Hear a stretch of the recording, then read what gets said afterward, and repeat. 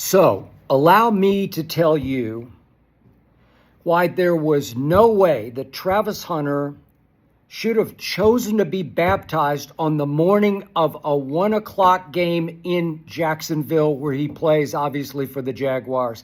Not under normal circumstances, but here's the point. These are not normal circumstances for Travis Hunter, the football player. The Jags are using him so little, especially on defense, where he is the most gifted, all-time gifted, that Travis Hunter is starting to lose interest. He's starting to check out mentally on the Jags. So he was actually happy to be baptized on a game day morning because football isn't taking that much concentration or focus or pregame mental preparation. Nope, not now. Now, I'm certainly not suggesting that getting baptized was any kind of protest on Travis's part. It was just a stunning indication, a stunning indication of where his head is at or not at right now. It's not really into football right now. I'll get to that point in just a minute. His attitude, obviously, in this case was, hey, they're not using me that much anyway. Why not get baptized on a game day morning? Even after they had one of the biggest wins in franchise history the previous Monday night at home against Kansas City. Why not get baptized before a 1 o'clock game against a very good Seattle Seahawks team in Jacksonville? Why not? Last year at Colorado, my man Deion Sanders, spiritual to the core is Deion, he utilized Travis Hunter 87% on offense and 83% on defense. And Deion told me before this Travis Hunter draft that he would, if he coached Travis in pro football, utilize him exactly the same way. And I am all for it 1,000%. Through 6 games so far with the Jacksonville Jaguars, Jacksonville has used Travis Hunter 63% of the time on offense. That's 24% less than Deion did last year at Colorado. And here's the killer. 39% on defense has Jacksonville used him. That's 44% less than Deion utilized Travis last year in college football on defense. Deion, by far the greatest cornerback ever. Travis potentially in his orbit, in Deion's orbit, especially as a cornerback. But I'm going to say this again. What Jacksonville is doing to him, especially on defense, is just so wrong.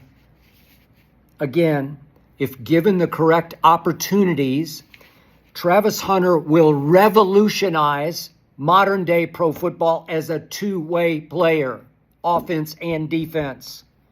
Pro Bowls on offense, definite Pro Bowls on defense, where he will be ultimately the second best cornerback who ever played pro football to his father figure, Deion Sanders.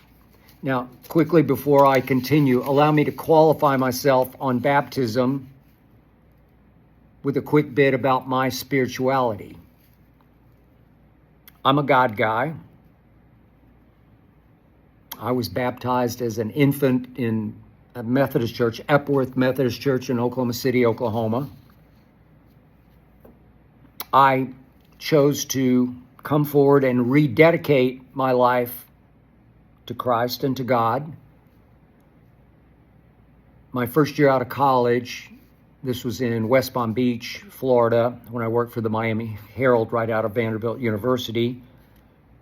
That day was very special to me and meant a lot to me, just as Travis's baptism obviously meant to him. I'll get to that. I don't even like to call myself a Christian anymore because now that's been condemned as is this term for far-right nutcases, zealots. I believe in God and the Bible with all my heart and all my soul. My life is dedicated, start to finish, to God and the Bible. I don't even like to talk about Jesus because that's crazy talk, so people think in today's world. But I love it when professional athletes such as Bijan Robinson, Monday Night Football, had a breakout game the other night, and immediately on the field, live on TV, as he was interviewed, gave all the glory to God. It's a powerful message on a platform that Travis Hunter can ultimately take advantage of. I was so happy for him that he experienced such a special day, a rebirth. To quote him, he said after the game this past Sunday, he said, "It's Sunday, it's God's day. I've been planning to get baptized for a minute. I changed my life over to become a better man." God bless you, man. You did.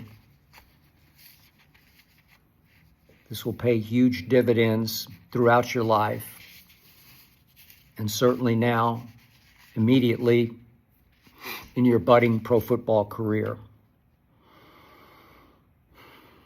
So, a couple of Mondays back on Monday Night Football,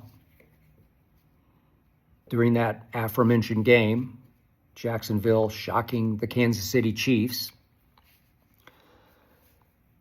my guy Troy Aikman talked about a conversation he had just had, I believe, that afternoon with Deion Sanders, his ex-teammate, obviously, with the Cowboys back in the 90s dynasty days. And Troy told the story of how Deion expressed to him, just as he has expressed to me, you've heard it from me first, but Troy went into depth about how Deion said, well, it's a very unusual kid here. He likes three things in his world. He likes football, he likes video games, and he really likes to fish. Deion has told me that Travis Hunter can fish all day and all night and be totally content. And yet Troy added, as he told about those three likes of Travis Hunter's, he added, not necessarily in that order. As much as God has blessed Travis Hunter with extremely rare ability on defense and offense, just extraordinary ball in air ability, see ball, track ball, catch ball on both sides of the ball. So rare, I get goosebumps even talking about it. But as gifted as he is, God did not give him football overdrive. God did not give him supreme dedication to football. Football's just something that comes pretty easily to him. Not that he isn't dedicated, not that he practices hard. When it's time to practice, he practices. But his life doesn't revolve around football. It's something he really enjoys playing because he's really, really good at it. And he enjoys winning and competing at the highest level. Play made against Baylor last year at the goal line to save the game showed me so much. Had nothing to do with intercepting the football or breaking up passes. He separated the Baylor quarterback from the football on what was about to be the last play of the game, the winning touchdown by the Baylor Bears. He separated the Baylor quarterback from the football at the goal line to save the game with, pardon my expression, a hellacious hit. He will compete, but he is not driven to excel at football. It's just something that he loves to do, just like he loves video games and he loves to fish. Okay, great. Deion's point to Troy was, and a point he has made to me, is that you actually need to play Travis Hunter a lot to keep him engaged in football. He's so good at it, and it does come so easily for him, that you need to keep his interest piqued by playing him on both sides of the ball at a very high rate. He's one of those kids. He's got a lot of little kid in the big kid. He's still a little kid at heart. It's like chasing footballs is like chasing frisbees. You know, it's just like, oh God, this is fun. I'm gonna go snatch this ball out of the sky, like the catch he made on Monday Night Football on the deep ball from Trevor Lawrence. But if you don't play him, he's going to throw up his hands and say, it's not that fun anymore. Liam Cohen, the head coach of the Jacksonville Jags, I guess is signing off on yanking Travis Hunter during defensive series. He'll play a couple of plays and then he's replaced for a couple of plays. Maybe he'll go back in 3 or 4 plays later, depending on how long the drive is lasting. Maybe he will, maybe he won't. It doesn't seem that they have any consistent plan for him, except that he's only played 39% of the defensive snaps. When right here, right now, I'm telling you, if he were playing 100% of the snaps, he would be a Pro Bowl defender. He would be wreaking havoc. He would be knocking down passes and intercepting passes at a high rate, so high he would at least already be in the conversation for A, Defensive Rookie of the Year, and B, Defensive Player of the Year. That's how gifted this young man is. If you validate it by saying, play. I've said this on Arena Gridiron. I hope you're watching that show. You can find it on the Arena YouTube channel. But I go back and forth with my man, Aqib Talib, one of the great corners in the history of this game, not in Deion's orbit, not ultimately in Travis's, but whatever that sort of second echelon is with the Revises and the Champ Baileys of the world, Aqib was there. He played the game at the highest level with mind and body. He's brilliant at football. I think I know a lot of football, and he's a real test for me on Arena Gridiron as we go back and forth. There are so few of the Aqib Talibs, as I've told him on the air on the show, that if you have one, no matter how gifted he is on offense, and they did use Aqib occasionally on offense when he played at Kansas in college football. He was, by the way, the MVP of the Orange Bowl against Virginia Tech, just as a defensive player, but he played occasionally on offense.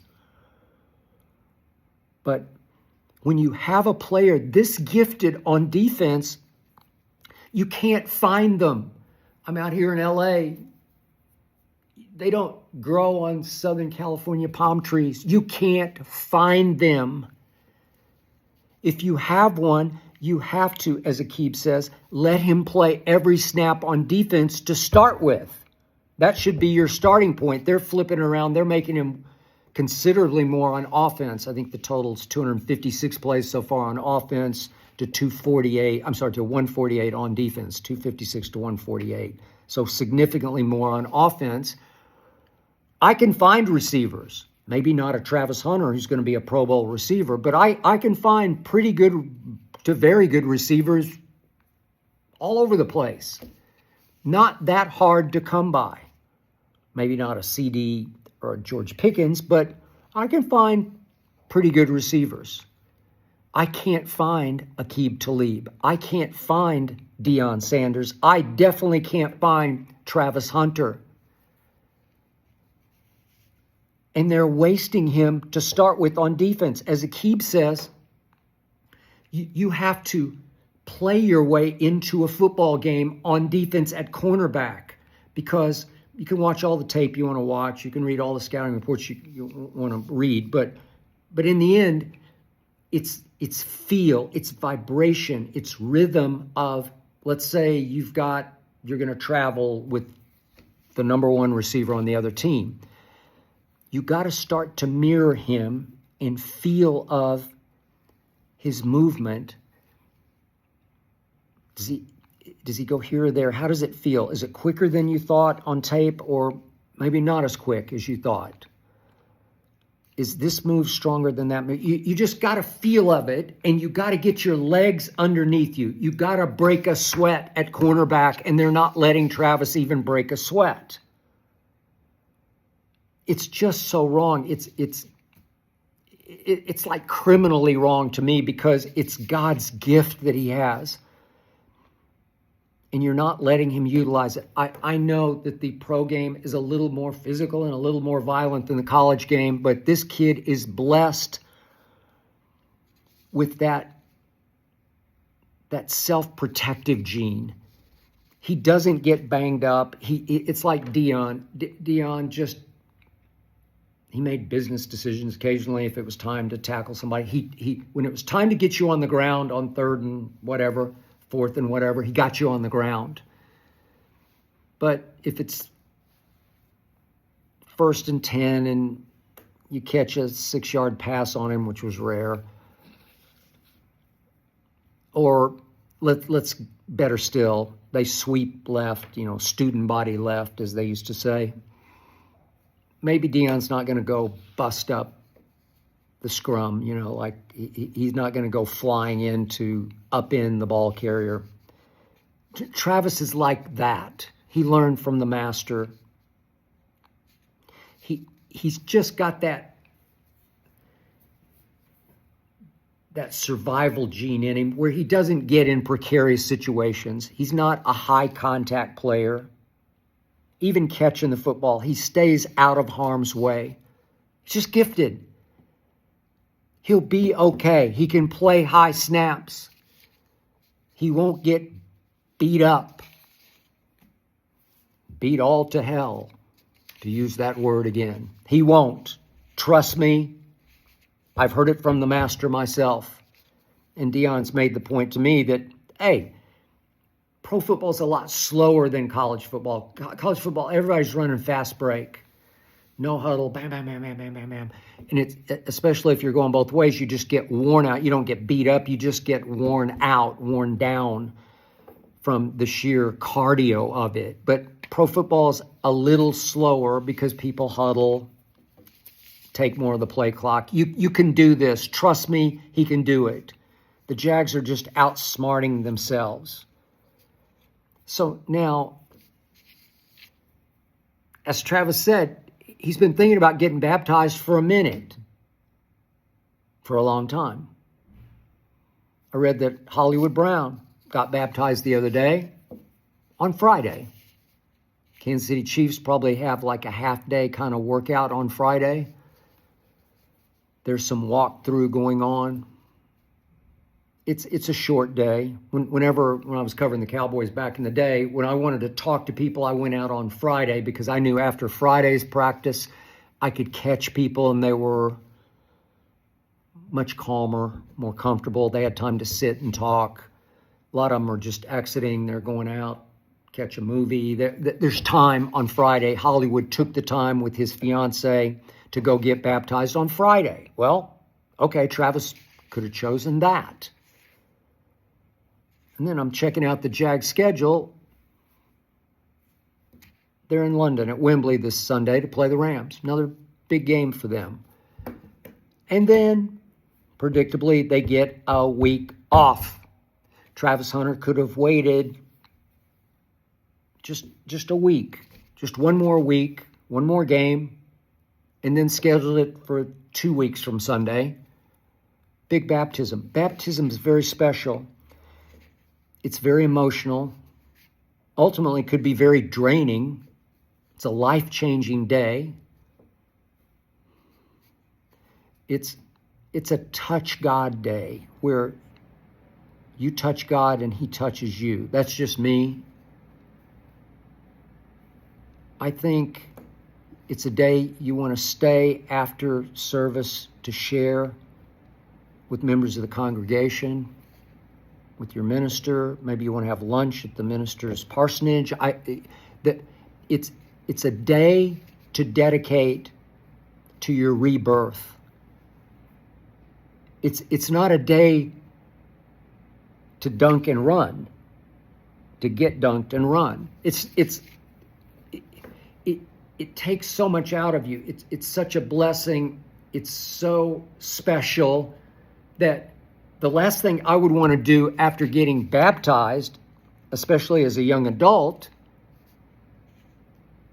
would be to jump in the car and try to beat the traffic into the stadium for another huge game against Sam Darnold and the Seahawks, who'd only lost one game. This has nothing to do with them losing the game to the Seahawks, because Travis just doesn't play much of a role. He caught 4 passes in the game for a grand total of 15 yards. He caught 1 pass for 14 yards, and so that means he caught 3 other passes that totaled 1 yard. And he's like, it's like a part-time job. I'm not really invested in this yet because they're not invested in me. Even though I was very high pick and they invested a lot of money in me, they're not investing football in me, and I'm not investing back. Starting to check out because not engaged on both sides, either side of the ball. Slightly more on offense, but very little on defense. On defense Sunday, he played very little. He did make 2 solo tackles.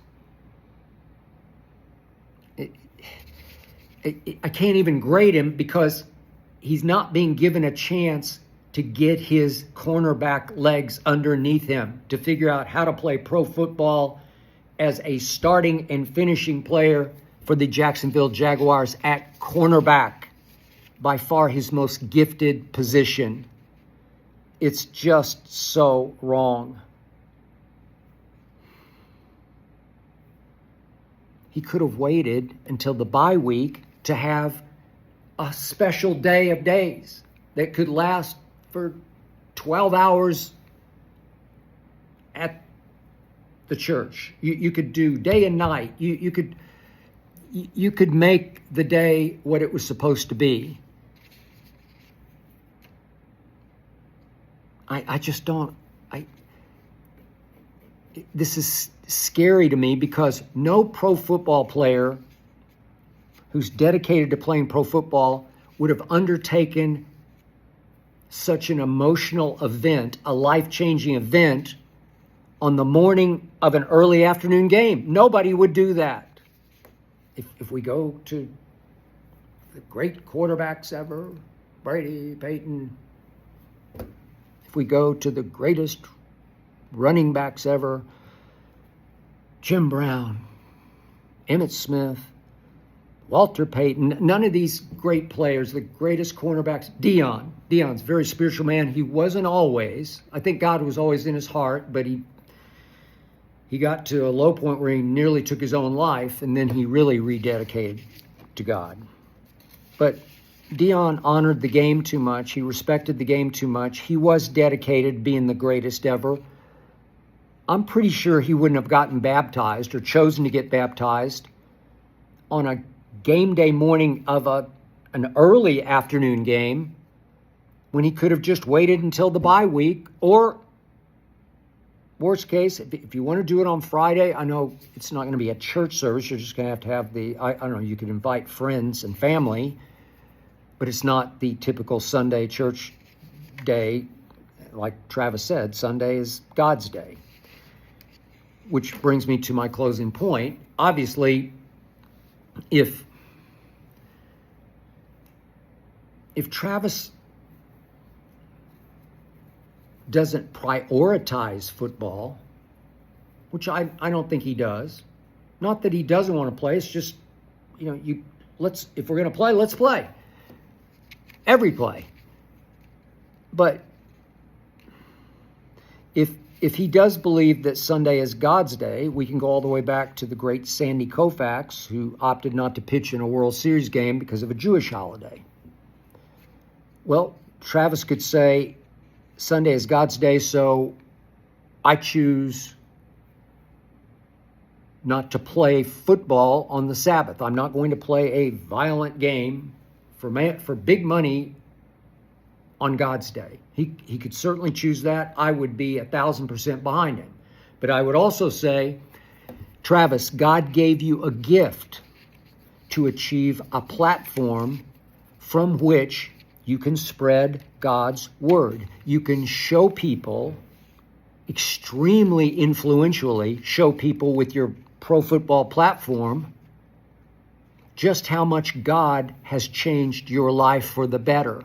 You can show everybody that from your platform, but you have to go ahead and play pro football on God's day, Sunday.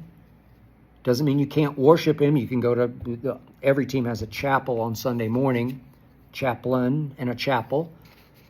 You can all obviously worship God. I'm not always able to go to church on Sundays during pro football season. I do sacrifice, but I always get up and do my devotional early Sunday morning before I then get on the treadmill before the games start. That's my routine on Sunday. There are ways to worship on Sunday, and I do my job every Sunday. I've worked in my career I don't know, maybe not every, but every pro football Sunday I've worked, and a whole bunch of NBA Sundays and other Sundays. I probably worked 80% of the Sundays in my career because I do value the platform that I have to do what I do. And I told you what I believe, and I don't wear it on my sleeve, and I don't take advantage of my platforms in a bad way. But I live my life the way I live it for God. And every time I pray, every night before I go to bed, I say, use me for your good. I ask God to do that every single day. Travis Hunter can say, use me for your good.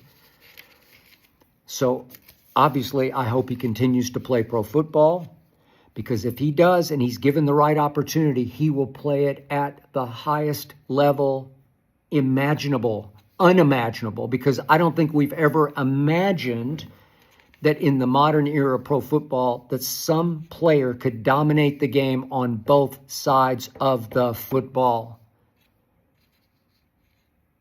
Travis Hunter was blessed.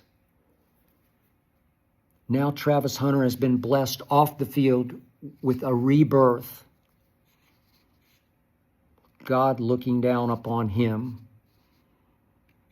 And I'm just hoping that the Jacksonville Jaguars, starting with the head coach Liam Cohen, see the light about how to utilize the blessing they have received.